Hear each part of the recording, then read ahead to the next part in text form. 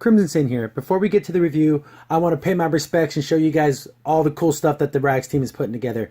You can go to Antarctic Press's website, that's the publisher, and if you're lucky enough, you can pick up a physical copy, but these things sell out faster than anything. I got the first issue, completely missed out on the second one because it sold out in seconds. So if you're lucky enough, keep your eye on the Antarctic Press website. Maybe you'll be lucky. Also, I want to direct you guys towards their shop store where they have all their merchandise. You can pick up digital versions of the comics, the uncensored and censored versions. The censored versions are only 99 cents. It's the best deal on comics ever. I cannot recommend it enough. It's only $1. But they also have t-shirts and prints and posters and all kinds of merch. So be sure to check them out. And if you're really, really cool, you can check out their Patreon page, and then you can become a patron. And they have different tier levels there, and you'll get access to exclusive variant covers, exclusive posts, exclusive art. So definitely support great creators, support comics in general. Always try to work at your local comic book store, but if not, the digital versions are here. Just be awesome, don't be a pirate, and on to the review. So we're up to issue 3 in Rags. Check out my previous reviews. I reviewed the prologue, issue 1 and issue 2. They're great, and issue 3 just builds upon that. All my reviews and my reviews I do for TV shows and movies and everything, it's going to be spoilers. I can't talk about something without spoiling it. Like I am not going to give you a 2-second review. If you want that, it's great. It adds to the story. We get to learn, we get to introduce some more bad guys, get to introduce some more new characters. If you're into Rags, issue 3, get on it. Go buy it now. If you're still around and you want to hear the rest of it, this is going to be more of like a full breakdown reaction. I'm going to talk about all the things that I noticed, and that's how I do all my reviews. But always start with the cover, and another great cover here. We get this pink-haired, just look at him. I give the artist here, Luigi here, he made me hate this guy instantly. I didn't have to know anything about him. Just look at that face. This guy's a bad dude. You instantly hate him, and that's a great villain. You love to hate this guy. Regina's in a struggle here. She's reaching for her gun, or her AR here, and I just love all the detail on here. That's exactly what this rifle looks like. You can even see the bayonet lug right there on the barrel. I absolutely love detail. But we jump into the comic. We get our red splash page here with thanking all the artists and everything. And there's always a ongoing joke with Brian where he's just some other guy because he's always being left off of the story or written by. It's really funny. I don't know why it keeps happening. But like I said before earlier, don't be a pirate. It's awful. These are great creators who put a lot of time and a lot of money and a lot of effort into this comic. Don't be that guy. Don't steal it. It is 99 cents. You can't lose. Even if you're just a passive comic book fan, $1 for great creators, independent guys that are really putting everything into their comics. This isn't some big giant multimedia corporation comic that is just being pushed out every month with no heart, no soul. You can't get better than Rags. And again, 99 cents, guys. Don't be that pirate. So we get our character select screen here. We haven't unlocked all the fighters yet. It just reminds me of a Street Fighter character select screen. But it's the same it's been in every issue. So we actually get into the actual story. We're still in the past. It's still a flashback. She's telling her story to the other people who she got to in the supermarket in the first issue. And I have to make the comment that the narration text here, much better font. In the last issues, while it was stylized and it looked cool, it was actually hard to read, but this is actually perfect. It's different enough to let you know that it isn't dialogue text, and it's stylish enough to be, it draws your eye to it. Very, very good job. But we have Regina here, and she made it looks like a gym, like a 24-hour fitness or something like that. And smart move, she's blockading some of the windows, some of the doors, blocking her path so zombies don't follow her in. And we get to what this comic book is actually really about. It's really a story about this woman and how she's struggling with her PTSD in the absolute worst possible situation, a zombie apocalypse. And we see here her PTSD is affecting her. She's seeing the faces of her dead fiance, the woman who got sniped in the earlier issue, and when she was overseas, when she was serving. And these images haunt her. So she's seeing their faces on all the dead bodies that are in this building, and it's starting to build up, and it's starting to actually, break her down, and she has to this is her struggle. And then she actually starts talking to them. She's apologizing. She's saying, I'm trying to do my best. I'm trying to avenge you the best I can. And that's that, you can never make up, like, they're dead. So in her mind, she's feeling even if she does everything right, it doesn't change the fact that they're dead. So this is the struggle. This is the fight she has to go through. And they're starting to, even when they start attacking her, but it's all in her mind. So this is just that battle that's within her mind. It's just as bad, if not even more difficult than the actual battle with real zombies on the outside. Because she loses the battle in her mind, it's all over. She's not going to be able to survive. So she starts to make her way through this gym, and she finds a restroom, like a shower area, and we get to meet the freaking douchebag extraordinaires, douchebag A and douchebag B. They did such a great job with the art. You don't even need dialogue, just their faces. We know these guys are bad news. They are not good guys. They're not here to help anyone. They're taking advantage of the situation. These guys are absolute human garbage, and we love to hate them. These are my favorite kind of bad guys is the ones that you can just instantly hate, and I instantly hate both these guys.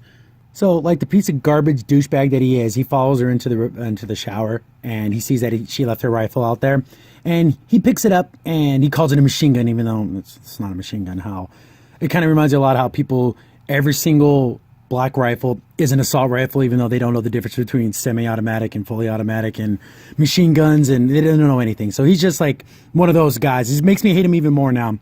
So just like the absolute disgusting pervert that he is, he, like, you know, hey baby, what's going on, beautiful? And he's like, oh, I'm taking your gun away from you. And, you know, Regina's doing the smart thing here. Just take it. I don't have anything. I'm not infected. First, she kind of does the whole thing like, oh, maybe he's not a bad guy and he just thinks I might be a zombie. But of course, he's a piece of garbage. Takes her gun, and then he's like, oh yeah, I'm taking your gun away from you. And oh yeah, you're looking pretty good. And of course, absolute pervert, this guy. He starts to assault her. He's gonna try to rape her. And self-defense scenario here. This is something I like to call waiting your turn. When you're in a self-defense scenario, you're at a deficit because you have to react. The attacker has the advantage because he's the one attacking and you're not ready for it. So I'm probably going to skip a lot of this visually, but he's basically, you know, he's going all over. He's touching her and everything. He's licking her neck, being a complete piece of garbage. She's waiting her turn, waiting for him to get his defenses down just a little bit, and that's when the fight starts. She gets a nice little reverse headbutt on him, and the first thing you want to do is get control of the force multiplier, which is the weapon here. It could be a knife, a bat, it could be whatever it is. You have to be in control of that thing that's going to cause that other person to have advantage on you. She even has the wherewithal to disengage the magazine, to get it out of there, because once it's not going to be able to function, not going to be able to shoot her. She after he got that one shot off, so now the chamber's empty. Keep fighting, but again, this is a wet shower, and she slips and falls. They're struggling for the gun. She gets it, but he tackles her, and then it gets back to a fist fight, and then we get to see here a lot of that Regina's training coming in. You know, you always fall back on your training in these stressful situations. In a combat situation, you're going to revert back to the things that you remember, the things that you learned. And she gets a devastating, like, hip toss here. She gets him on the ground. She gets a full mount, and she starts, you know, getting the ground and pound here. And we get a flashback in the flashback, and it's in color here. I still stand by my assertion that the reason why every time we see her back when she was in the Marine Corps is she was alive then in her mind. So everything was bright in the world. So everything's in color. She's struggling with her PTSD. She doesn't feel like everything went wrong. So in present time, everything's black and white. But in the past, that's just the way I see it. That's how I feel about when I see the transition to color. But we see a training fight scenario where it's a one-on-one fight.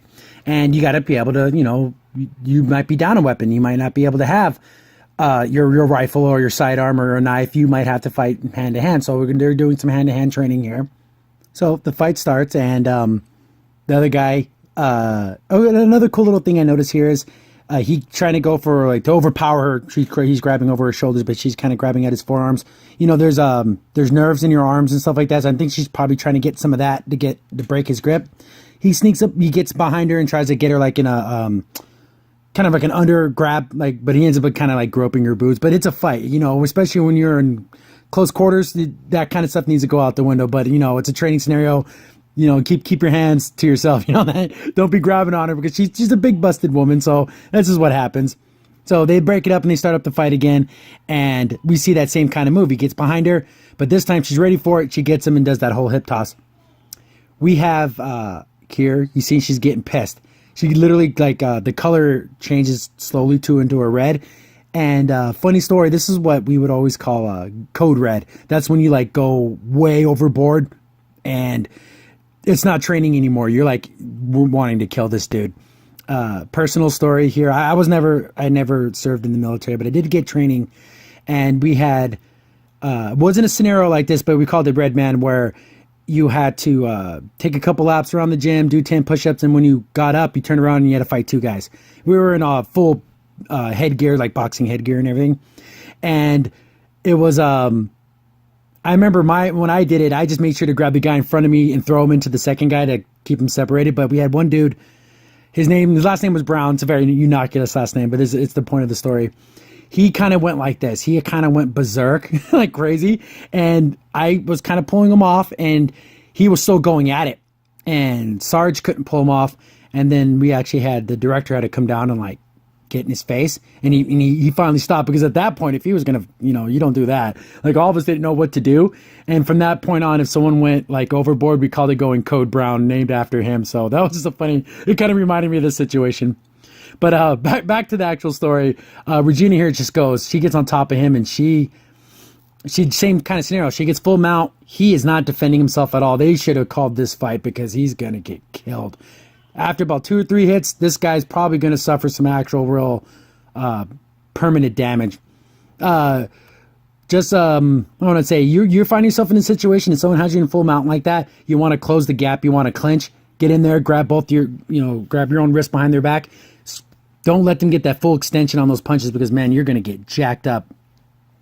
But yeah, that's basically what she did to this guy. She beat the crap out of him. I like the fact that her knuckles, now we're back in the present time, I like how her knuckles are all busted up, because punching people in the face will bust up your knuckles. That's just how it is.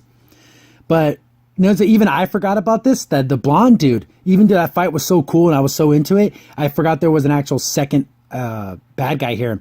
He gets and just cocks him in the back of the head with the buttstock, and he's all pissed off. He did get his ass kicked, and that's a good thing. I'm glad he got his butt kicked.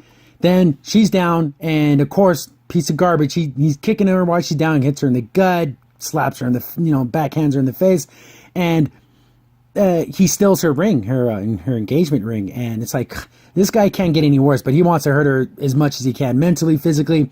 Then he gives her a couple of good stomps. He just really sticks it to her, and you can see the pain, and he like gets up in her face and like, oh, if it wasn't for us having to leave, I would have, I could have done much more with you, but you could count yourself lucky, that kind of talk.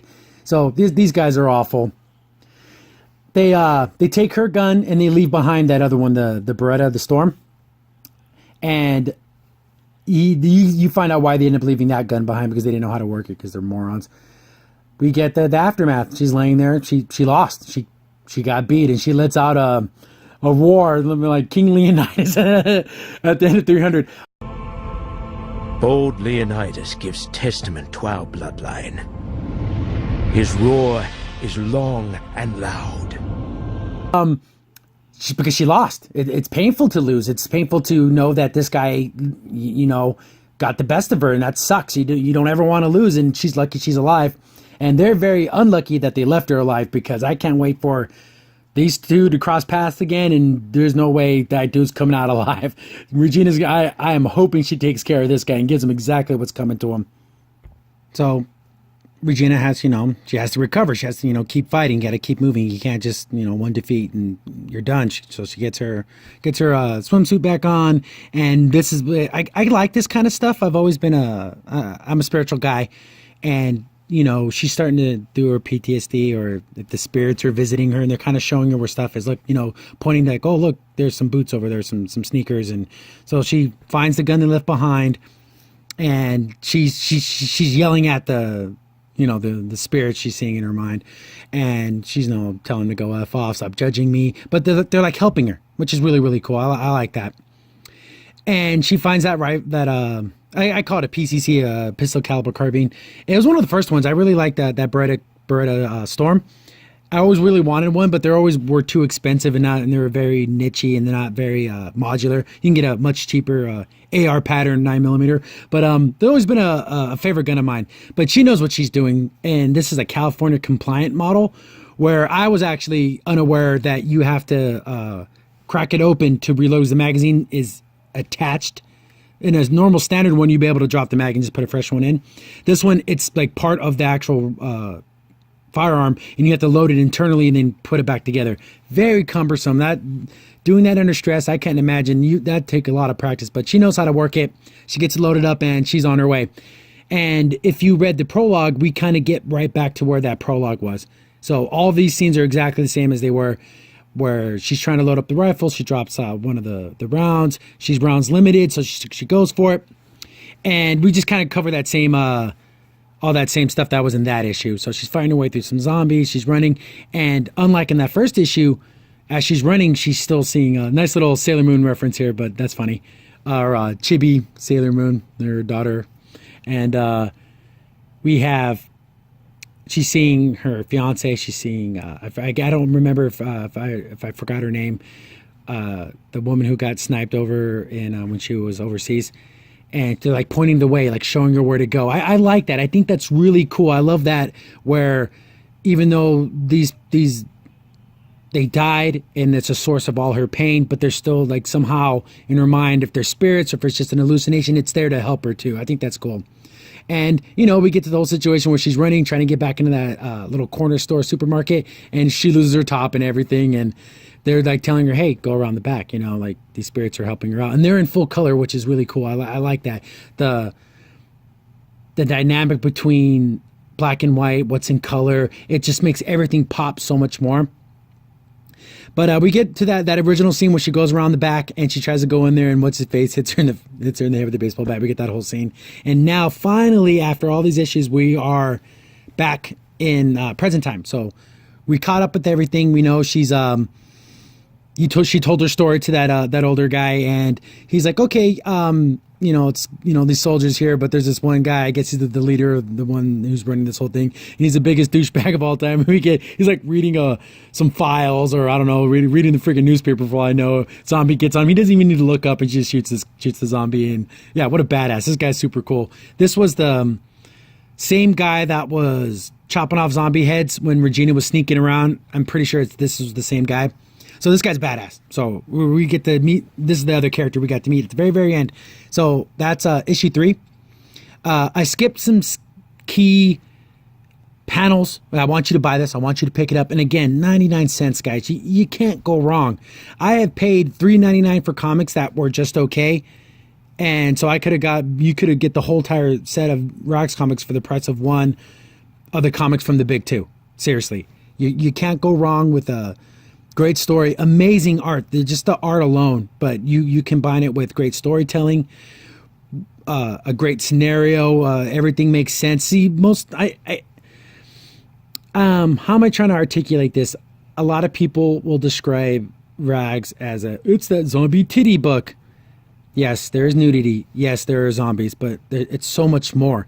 It feels like, okay, you got to look harder. You got to look at it and see for what it is. There's so much more here than just a beautiful woman running around with her top off. That's just something that's happening, and it makes sense in the world. So definitely 3 issues in, it's still riding high. We got to meet these new characters. We got to meet those bad guys. They're bastards. They're douchebags. I can't wait for Regina to get her hands on those 2 guys again, and they get what's coming to them, because what they did, they went they could have just stole her gun and left, but no, the fact that he tried to rape her, the fact that he stole her ring, he's just a piece of crap. I can't wait. That guy's going to get it, and it's going to be great. I love this new character here, this black guy here. It's going to be badass. He's a cool dude. I can't wait to see what kind of cool stuff they get up to. But yeah, looking forward to issue 4. There's big gaps between the issues, but that's what you get when you have quality product. It's like a video game that's delayed. I'd rather have a delayed game that is good than a rushed one that it's horrible. Same thing goes for comics. I'd rather, if it meant I only got to read 1 issue every 6 months, so be it. As long as the art stays great and the story stays amazing, it's another great issue. Definitely go pick it up. Try to do pre-orders at your local comic book store. Try to work with them and get physical copies. But if not, you can always get them online. Do not be a pirate. 99 cents. Come on, seriously, guys, get on this.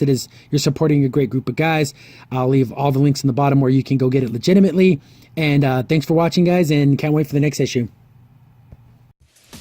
Crimson Sin here. Thanks for watching, and be sure to like, sub, and share. Also, for the most up-to-date information about the podcast, follow us on Twitter at C15 Podcast.